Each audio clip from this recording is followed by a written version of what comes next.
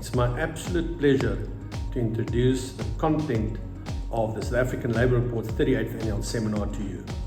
We're going to talk about those issues that, unless you know about them, will make you slip and you will trip. And the first issue is contractual rights and obligations.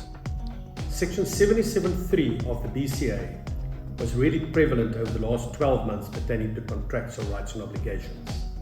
As you know, when an arbitrator at the CCM or the Bargaining Council reinstates an employee, that reinstatement runs from the date that the employee tenders service with the employer, and from that date, then the contract is reinstated. However, if the employer takes the arbitration award on review, then obviously there's a gap.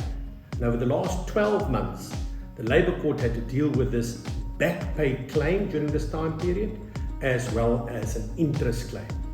And obviously, it also dealt with the duties of the employee to mitigate losses within such time period.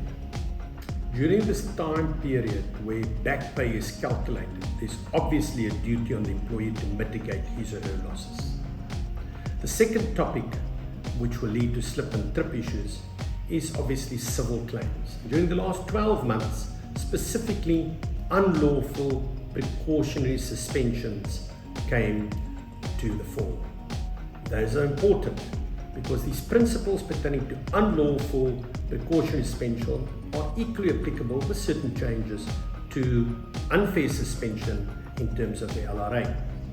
We now have got greater insight what it means that a disciplinary inquiry is to be held and there is an investigation to take place. The next big topic that we're going to talk about is statutory rights and obligations, and the first topic here is dismissal for misconduct. In the last 12 months, a whole bunch of developments took place that are of vital importance to you. The first one deals with the parity principle. The Labour Appeal Court had to deal with how this principle are indeed implemented at the workplace. The second issue of importance is sanctions. When can an employer change a sanction from the original sanction, and when can an employer hold a second disciplinary inquiry?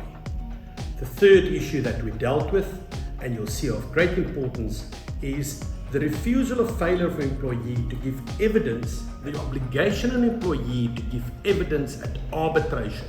Arbitration, either the CCM or the Bargaining Council.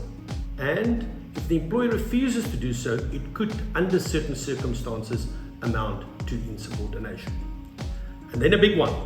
How do you deal with misconduct outside the workplace and outside normal working hours, specifically relating to social media? The SALLR team ends off their dealings with the last 12 months development in misconduct, dealing specifically with doctor certificates, absenteeism based on doctor certificates, abscondment, desertion, and then the big one, common purpose. The Constitutional Court was let loose on common purpose and decided that the Labour Appeal Court got it all wrong when they deal with innocent bystanders. Can't wait to see you.